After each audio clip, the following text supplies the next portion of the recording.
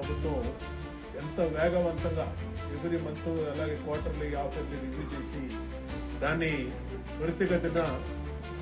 ఆ ఇన్స్టిట్యూట్ని స్టార్ట్ చేసడానికి శ్రద్ధ చూపించడం వల్ల తాడేపల్లిగూడెం కానీ తిరుపతి కానీ ఐఐటి కానీ ఐఐఎం కానీ అలాగే ఐసర్ కానీ అలాగే నిట్ కానీ ఇవన్నీ కూడా ఐటీడీఎం కానీ ఇవన్నీ కూడా స్టార్ట్ చేసుకోవడం జరిగినాయి. తర్వాత వచ్చినటువంటి ప్రభుత్వంలో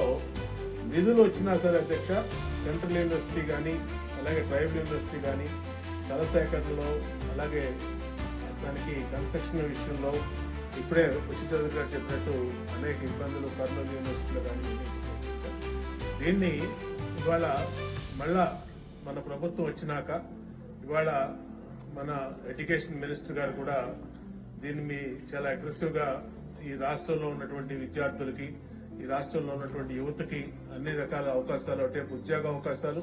ఎడ్యుకేషన్ యూనిట్ని కంప్లీట్ చేయాలని ఉద్దేశం కాబట్టి ఏదైతే గత ప్రభుత్వంలో నిర్లక్ష్యం కాబడినటువంటి ఈ సెంట్రల్ యూనివర్సిటీస్ ఖచ్చితంగా ఒక ప్రత్యేక దృష్టి పెట్టి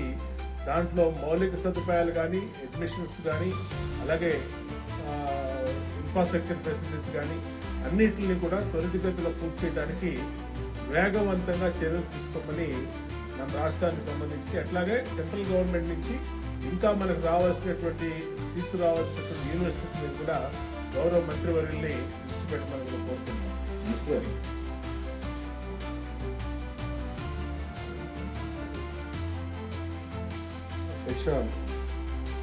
2014-2019 మధ్యన చంద్రబాబు నాయుడు గారు చాలా స్పష్టంగా రాజధాని ఒకటే ఉంటుంది కానీ అభివృద్ధి వికేంద్రీకరణ జరుగుతుందని అన్నారు చెప్తాం జరిగింది అధ్యక్ష.